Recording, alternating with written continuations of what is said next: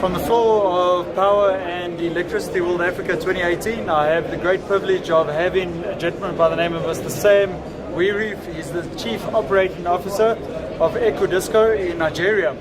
Sam, welcome. Thank you, Gareth. How are you doing? Good, and yourself? Yeah. It's a great pleasure having you here. Yeah, quite a very big experience, and this is not my first time of coming in here. It's a very good experience, and it's something that I would always love to be around. Very good. Well, welcome.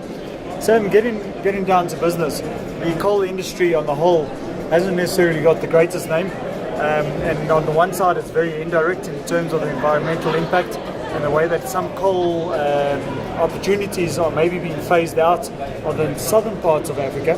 But if you look at the western side of Africa, you still feel there's good opportunity in terms of coal, electricity generation, and then specifically looking at the actual distribution of coal and what that effectively means to an economy such as Nigeria in mitigating energy poverty, which is rampant. It's 650 million people across the continent who have never switched on a light before.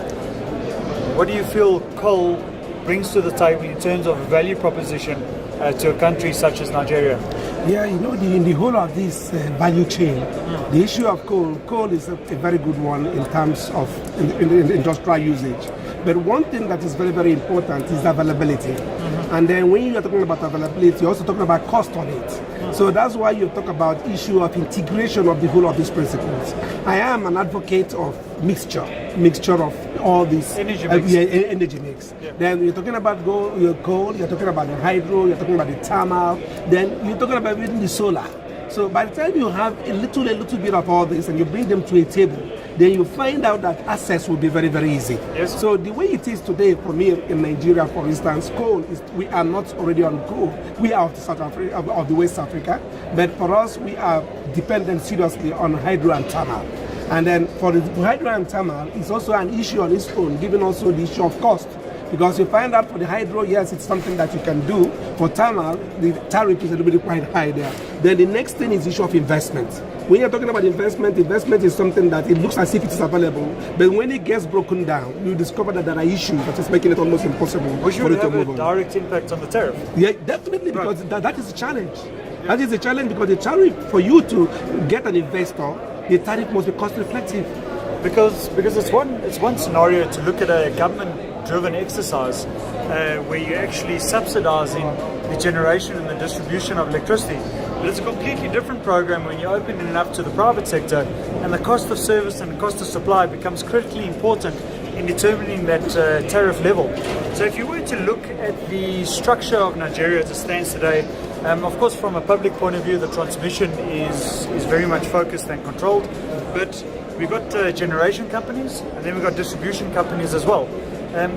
What has happened over the past few years with the structure? How has it impacted on tariffs? And what do you foresee moving forward happening with the tariff structure, specifically around coal? In as much as we all agree that the best thing to do is actually the movement from the public to the private. The one thing that is also important is that, like Raleigh said, there must be things that must come to the table and balance. That is the issue of the cost of production and cost of sale, which will translate to the issue of the tariff that we're talking about right now. When tariff is on serve, tariff it has to be done by regulation. Yes. Regulation is actually being sponsored by government. But one thing is that the government have the political power, to say that this is what you must pay. This is the cost of this energy. And it is the cost of the energy. You also understand that also some political undertones that might affect the sustenance of whoever that is in government that must give this approval. So you find out that there is a very big quagmire along the line in between the issue of government initiative and execution of that initiative, and then even when it is the best of it. But even if it is the best, is it realizable? Is it realizable given the fact that the customers who are also citizens of that nation, they must be protected by the political organization of that industry, and then you find out that government on its own must have the responsibility to protect the ordinary citizens of that country, which in most of the time does not agree or not in sequence with the cost reflective expectation of the private investor. Well, it's really a bit of a catch-22 if I hear what you're saying, and it's a catch-22 because on the one side you've got this aspect around transmission, which is publicly driven, and that transmission is absolutely critical to move coal-fired generated electricity from point A to point B. So is there not a bit of a contradiction in the ability to roll out in the necessary required time frame to reduce energy poverty, where you've actually still got government very much involved from a transmission standpoint, but you've got a privatized strategy around generation and distribution? Does this not lead to conflict on a regular basis? Yeah, I agree with you that actually there is a conflict. But I also want you to understand that when it comes to issue of a private initiative, you are talking about the issue of generation being in the hand of the private. Yes. You're talking about the transmission being in the hand of government. Yes. Government might have the resource to do all investment within the transmission point. But if the DISCO does not have the required investment to distribute that same energy, you find out that the electricity is not what it can store. And because it cannot store it, it comes back to the same center. So what is happening right now is that there must be a synchronization of the three processes.